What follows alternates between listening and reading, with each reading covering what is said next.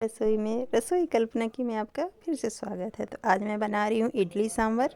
तो बस उसी की रेसिपी आपके लोग के लिए शेयर कर रही हूँ। आप इसको होली में बना सकते हो। तो मैंने लिया तुअर की दाल, गाजर और बीन्स वगैरह मटर वगैरह डालकर बनाई। ज़्यादा सब्जियाँ नहीं ऐड करी और आलू डाल दिया, थोड़े से अदरक के पीस डाल दिए। इस तरह सांभर तैयार किया फ्राई करके टमाटर के साथ।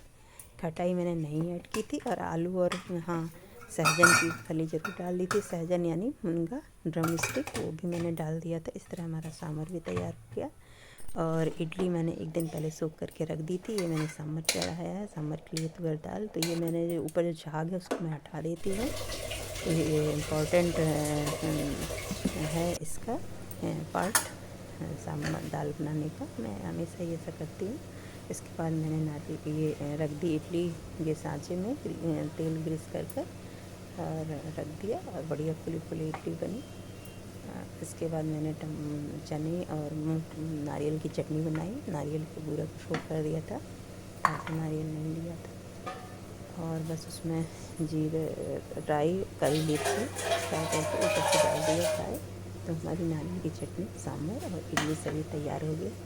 तो आप प्लीज़ वीडियो वॉच करना और पसंद आता है तो प्यारे से लाइक करना एंड बेल आइकन को ज़रूर प्रेस करना पसंद आए तो। इसी तरह हमारी वीडियो देखने के लिए आप लोगों को बहुत बहुत धन्यवाद। सभी को होली की शुभकामनाएँ। आप भी होली की व्यंजनों में लगे होंगे।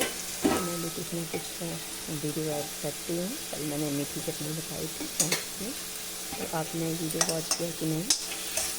ये मैंने सांभर भी फ्राई करने रख दिया है। सहजन वगैरह टमाटर डाल के 1 से 1.5 टमाटर डाला था, क्योंकि 3-4 लोग के पैकेट बना रही थी, उनके साथ बना रही थी।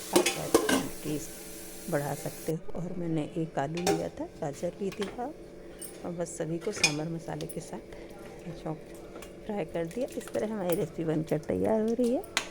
तो आपको पसंद आए तो लाइक एंड सब्सक्राइब।